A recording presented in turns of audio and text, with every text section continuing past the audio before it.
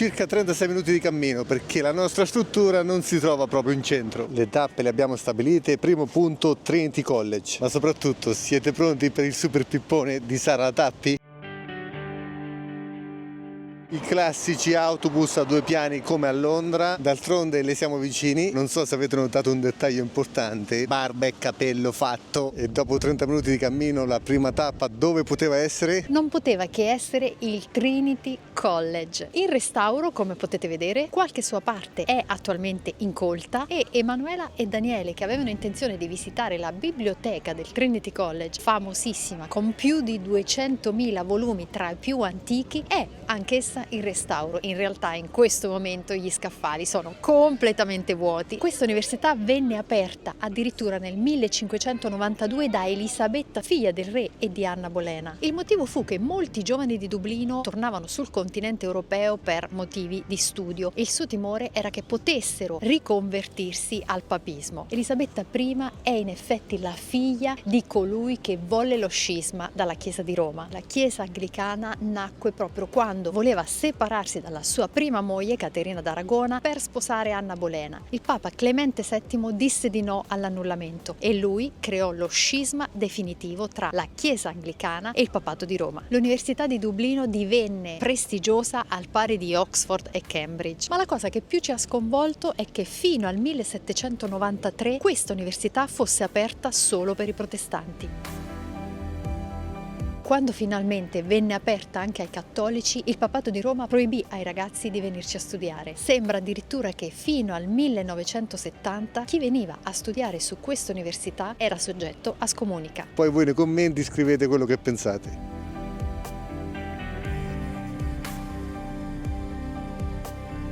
E adesso ci spostiamo di qualche centinaio di metri per portarvi in un ponte con un nome ed una storia interessante. Ma per arrivarci passiamo nel quartiere Temple Bar, uno dei quartieri più tipici di Dublino e sicuramente anche uno dei più affollati. E adesso ve lo dico io, ma dove vi portiamo? Vi abbiamo portato all'Halfpenny Bridge, il più antico ponte in ghisa costruito nel 1816 per evitare i trasferimenti in traghetto sul fiume Liffey, il fiume di Dublino. Ma perché si chiama Halfpenny Bridge? Perché fino al 1919 si pagava il biglietto per attraversarlo e era di mezzo penny, halfpenny.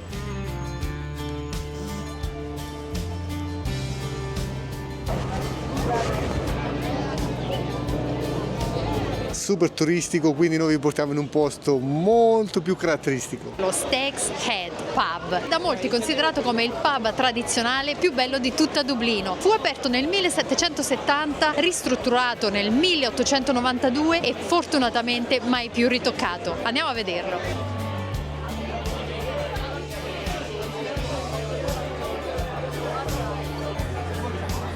E alla fine giustamente non abbiamo resistito, forse l'ultima Guinness del viaggio. Guardate che crema ragazzi, spettacolare, c'è un casino allucinante come in tutti i pub dove siamo stati. Però su questo ragazzi avevamo trovato posto, abbiamo trovato giusto un sedile all'entrata e ci siamo accomodati. Ma vi parliamo di come è stata spillata questa birra, che sicuramente sarà l'ultima a Dublino e l'ultima in territorio irlandese. La ragazza che mi ha spillato la birra è proprio lei. Io parlo un po' di italiano, mi chiamo Naria, ho 20 anni, io sono uruguayana. Una pregunta, quando la cerveza, you have to wait.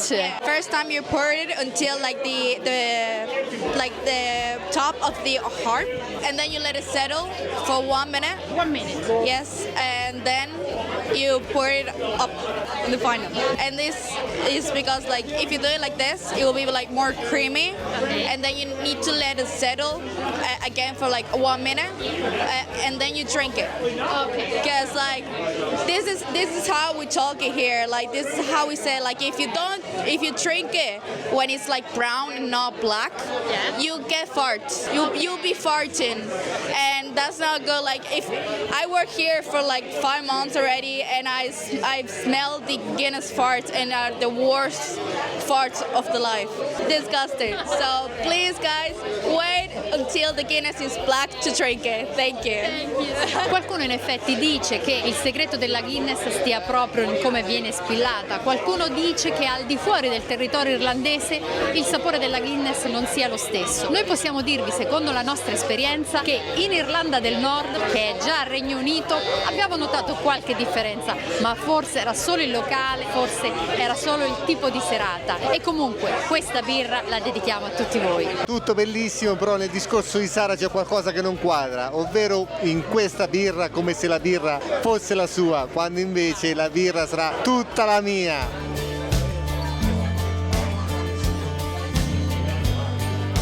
Però ormai mi conoscete quanto sono magnanimo, quindi alla fine guardate cosa è successo. Piano, piano.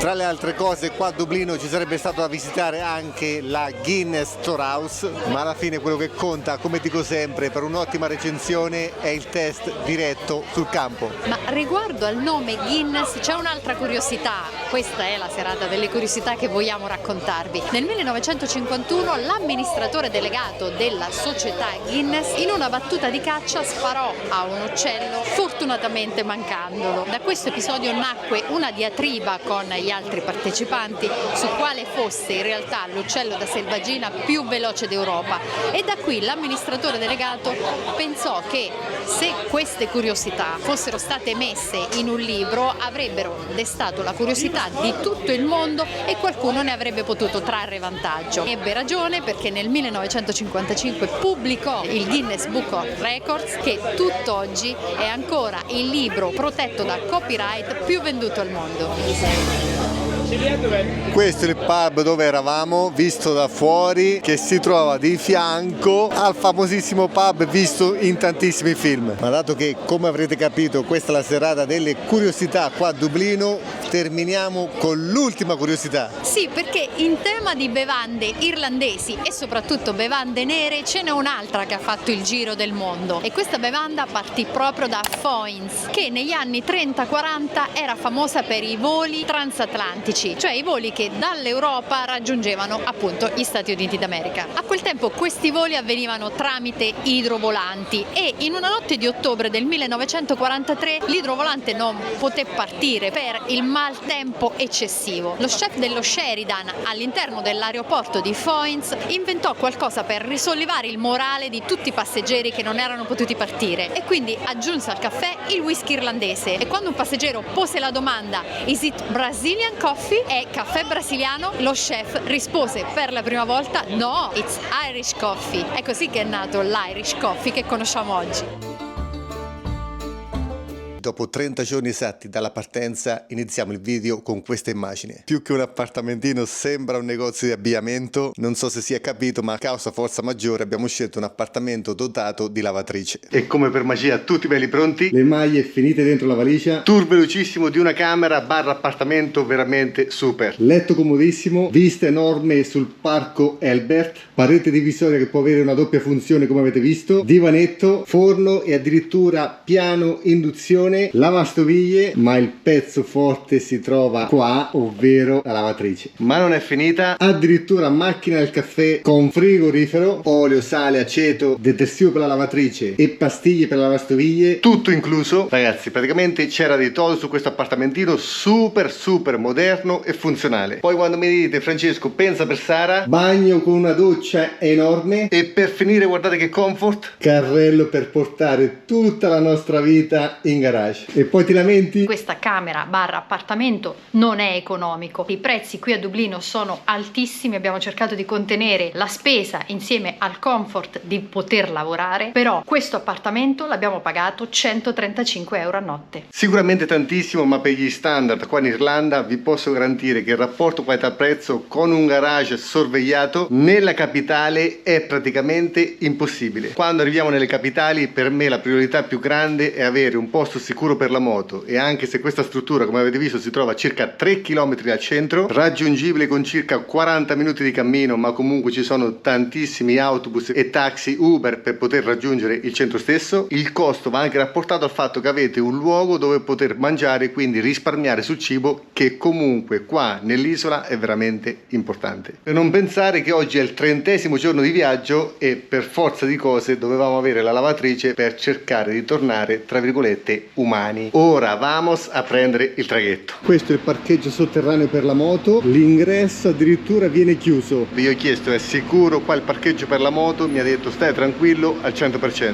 Io vi condivido sempre queste informazioni perché penso che possono essere utili soprattutto se viaggiate in moto. Nei paesini qua in Irlanda la moto la potete lasciare ovunque all'aperto, dal mio punto di vista, perlomeno per quello che abbiamo visto in questi quasi 20 giorni, ma per esperienza personale in giro per il mondo, nelle grandi capitali, è sempre meglio avere un occhio di riguardo per le nostre amate moto. Trasloco fatto, moto caricata. Ultima info da non sottovalutare: i prezzi che noi condividiamo sono in relazione al giorno di prenotazione e sembra una cosa assurda, ma tra un giorno e l'altro della settimana il prezzo può anche raddoppiare. Parlavo ora con la ragazza alla reception e ci ha detto che questa struttura noi l'abbiamo pagata pochissimo perché in altri giorni della settimana, soprattutto il giovedì, venerdì e il sabato, possono arrivare tranquillamente a 400 euro la notte. Quindi nella pianificazione del vostro viaggio, per risparmiare, dovete anche fare attenzione al giorno della settimana. So che qualcuno di voi mi manderà a quel paese, però vi posso garantire che la differenza di prezzo è veramente importante. Detto questo, andiamo a prendere il traghetto. Posto 5 km. Noi dobbiamo andare al Terminal 1 Irish Ferries. Dovrebbe essere qua. Thank you. Praticamente ci hanno fatto passare davanti.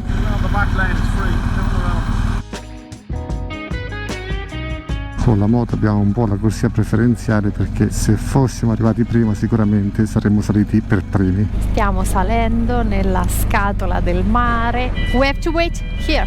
Ci hanno fatto venire prima e poi ci fanno aspettare qua.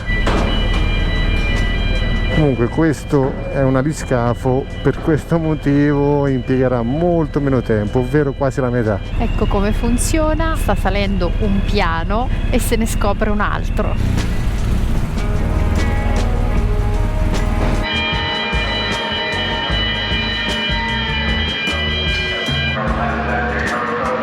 Dopo 2 ore esatte, quindi alla velocità della luce, siamo in Inghilterra. Sopravvissuta a metà, però ancora risponde ai comandi, quindi segno buono. E in questa maniera abbiamo testato anche l'aliscafo perché questo impiega 2 ore contro l'altro impiega 3 ore e 30.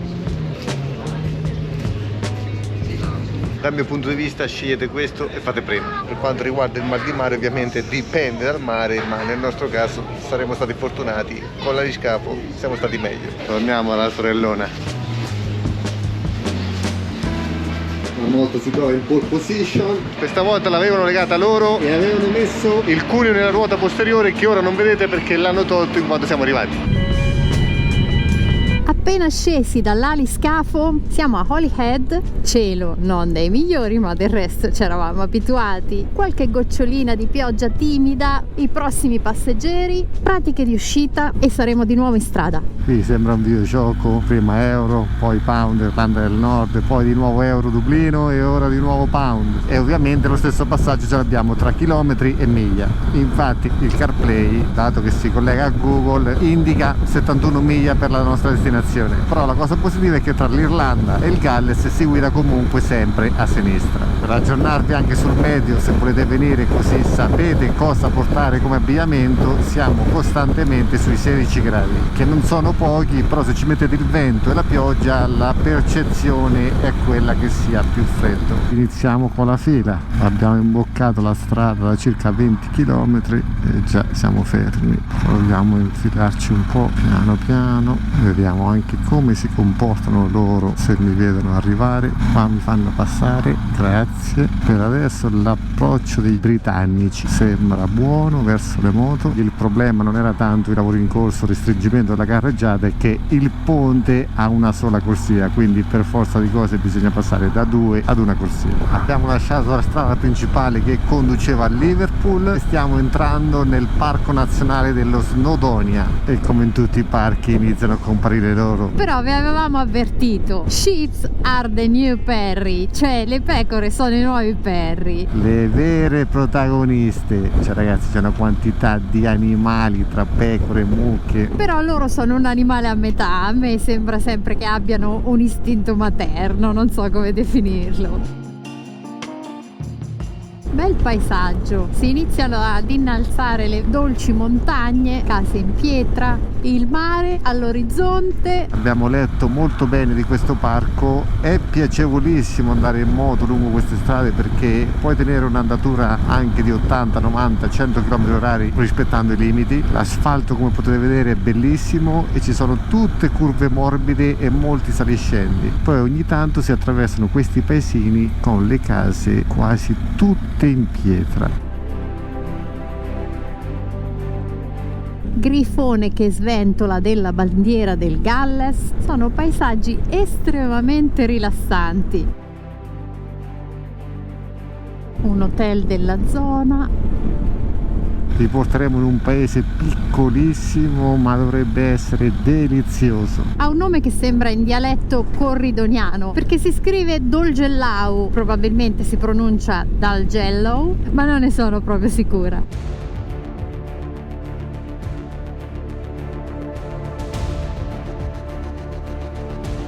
Oggi purtroppo per apprezzarne la bellezza il meteo non aiuta. Da quando siamo scesi dall'aliscafo praticamente ha piovuto sempre e adesso la temperatura è scesa a 14, però sono rimasti 9,5 miglia, 14 minuti. Si sta delineando come una zona di fittissimi boschi, di conifere, e gli alberi già evidenziano un leggerissimo arrivo dell'autunno. Ma a me personalmente quello che stupisce di più è la sensazione di wild, cioè non abbiamo incontrato auto da circa 15 km e sono solo le 18:23.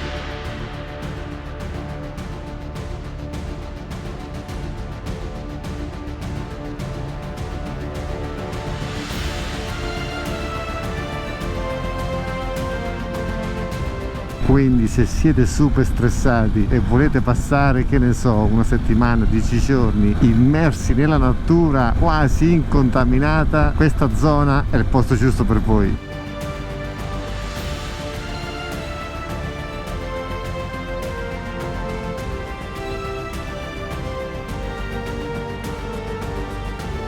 Addirittura un signore a fare footing. Beh, quando è una bella giornata e non puoi rinunciarvi. Questo si deve riconoscere a tutti gli anglosassoni, irlandesi, inglesi, scozzesi e gallesi. La nostra struttura, come abbiamo quasi sempre fatto, è a conduzione familiare e si dovrebbe trovare proprio qua. Guardate dove vi portiamo, guardate! Ma che carino, però, vero? Eccola, Aber Cottage. Il parcheggio dovrebbe essere là dietro. Andiamo a chiedere. Arrivati.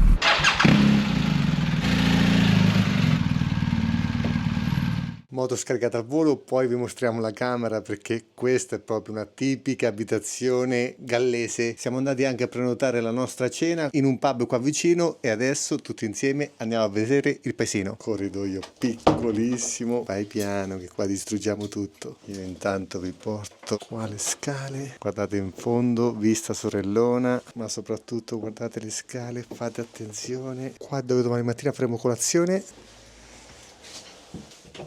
Ok, porta inglese. E questa è la via principale. Come era normale, ha iniziato a piovere. Questa è la titolare di casa e questa è la casa vista da fuori. La caratteristica appunto di questo paesino è che tutte le abitazioni sono in pietra. Sta piovendo, tanto per cambiare. Dai! Ma il 22 agosto, come può piovere così? Io sono vestita peggio di come mi vesto d'inverno a casa nostra. Però guardate dove la porto, spettacolo!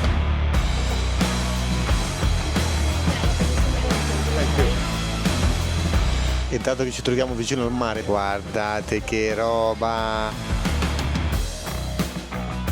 Questa è la quantità che mi ha dato Sara. Ragazzi, c'è un odore pazzesco. In realtà siamo capitati in un pub spagnolo, è tutto scritto metà in spagnolo, metà in inglese. Ci è piaciuto così e va bene così. Sono tapas. Mamma mia. E niente, vi volevamo far vedere la città, ma come potete vedere sta piovendo Sta e neanche piovendo poco. di rotto adesso. Quindi torniamo in struttura E se ce la faremo domattina ve la mostreremo. con più calma. E con la sorellona. Ciao ragazzi. Notte, ragazzi. Ciao ciao ciao. Passate le 10 ore non piove più. Guardate fuori il meteo. Però bisogna dire che ha piovuto tutta la notte. Quindi anche questa notte la sorellona è stata sempre sotto la pioggia. Detto questo, facciamo subito il room tour perché praticamente sono 3 metri quadri. In primis bassissima. Tutta la struttura è in legno perché come vi muovete si sente un rumore pazzesco. Sicuramente non si percepisce, ma siamo in discesa. Quindi è come dormire dentro un camper quando non lo mettete in bolla. Bagno piccolo che ora vi mostreremo, ma tutto abbastanza pulito. Bagno nuovo, c'è da dire. Padroni di casa veramente gentilissimi, colazione super, ma anche qua rapporto qualità-prezzo ovviamente bisogna rifarsi al luogo. Costo della camera 124 euro, compresa una colazione fatta al momento veramente spettacolare. Fate attenzione alle scale. Thank you, bye bye. Thank you. Thank you. From the moment of my open eye, been looking for a guided light.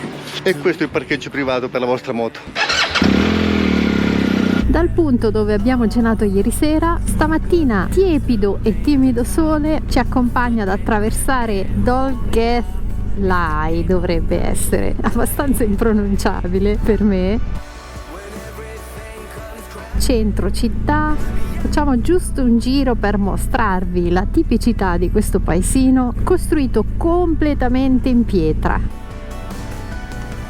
Dovrebbe essere tipico nel periodo natalizio. Abbiamo visto qualche foto nei locali, completamente addobbato come i nostri paesini di montagna. E questo all'entrata della cittadina era la nostra struttura. Il barbiere, che solitamente è di qualche località mediterranea, Turchia, come in tutte le parti del mondo, il fiume che taglia la città, la massima tranquillità che in fondo trovavamo anche in Sud America. Bambini estremamente ricettivi salutano alla telecamera. Oggi circa 6 ore di strada, comprendendo le zone trafficate, perché costeggeremo la città di Birmingham e la città di Londra. Rettifico, attraverseremo la città di Birmingham e costeggeremo Londra. Quindi diamo a Cesare quel che è di Cesare e a Francesco la ragione dei dettagli tecnici, come sempre. Perché oggi è il 23 agosto e il 1 settembre dobbiamo essere assolutamente a casa per un impegno familiare inderogabile. Quindi il ritorno verso Corridonia sarà abbastanza veloce con tappe serrate perché sembra, ma c'è il traghetto di mezzo e poi qualche chilometro da fare. Abbiamo dedicato il massimo tempo per visitare l'Irlanda. Ormai i paesi anglofoni ci hanno abituato ad una temperatura costante di 15 gradi, che è anche la temperatura di stamattina. Però un timido sole rispetto a ieri ci farà apprezzare più l'attraversamento di questo parco, ovvero dello Snowdonia. Guardate la strada che sale in cima, l'asfalto è perfetto, curve morbide, poi le gomme fanno la loro parte, come le pecore fanno, diciamo, da ornamento al panorama. Piccole cascate che tagliano le montagne e turisti che partono per escursioni a piedi. Sì, perché lo Snowdonia è famosissimo proprio per i trekking.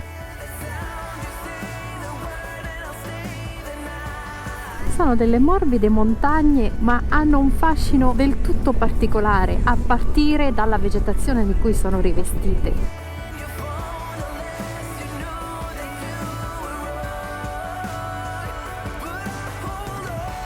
Francesco sta dicendo le pecore disseminate per il versante sembrano dei soldatini. Guardate il contrasto di colori con le nuvole che si muovono velocissime.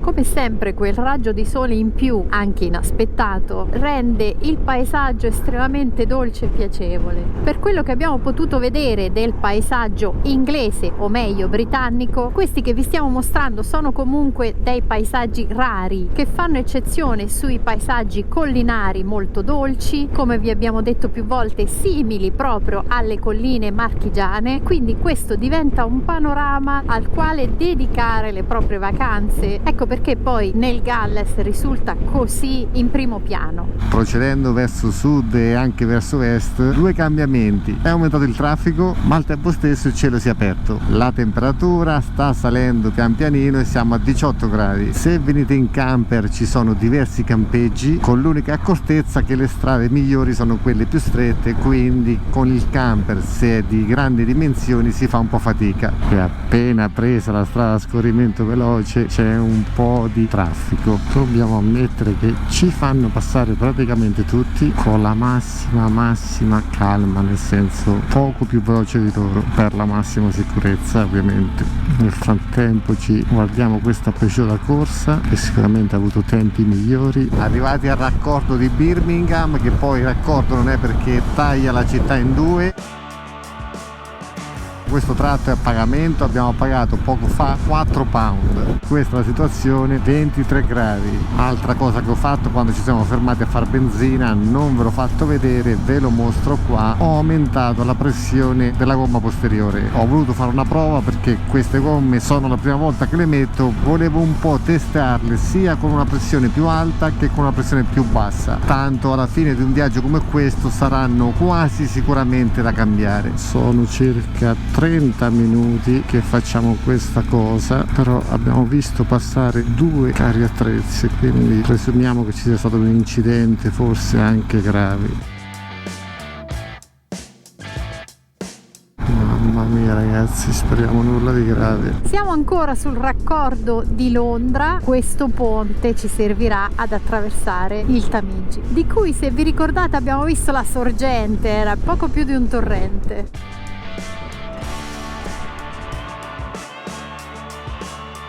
Quasi alla fine del raccordo di Londra. Mancano 3 miglia per la conclusione di questa giornata infinita. Le strade del Regno Unito sono complicate, ragazzi, non per la loro difficoltà, ma per le continue file. È un incubo, non per il discorso meteo, anzi ci riteniamo particolarmente fortunati per il regalo di questa giornata. Era tutto trasferimento e sicuramente la pioggia o il brutto tempo avrebbero complicato le cose. Di nuovo fila per arrivare. Ammirevole la loro pazienza, che noi in Italia non avremmo. È anche vero che, come in Germania, stanno facendo moltissimi lavori. Siamo arrivati. Pretty Madhouse B&B.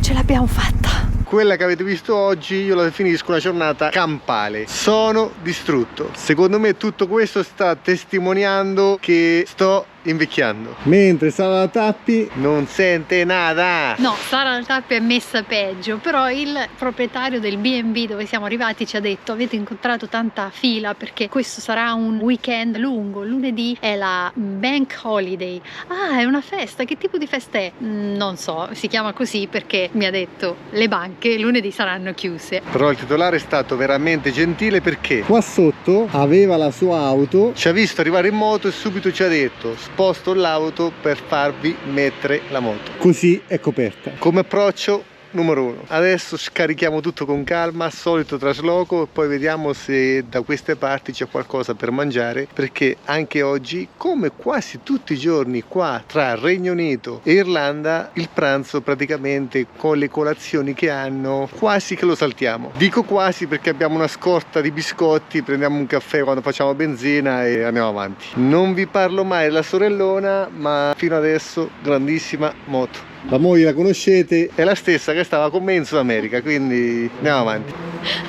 Cambiati alla velocità della luce senza farsi la doccia e si vede, per fortuna non si sente. Che ridi? Rido perché a tutto questo c'è un motivo. Il locale in cui stiamo andando, che è a 2 passi da qua, chiude alle 8:30. L'orario che solitamente io inizio a prepararmi per la cena in Italia, quindi dobbiamo andare. Per adesso sono riuscito a farle saltare il pranzo, prossimo step, farle saltare anche la cena. E non si ride. Comunque il locale è questo e la nostra struttura è quella là.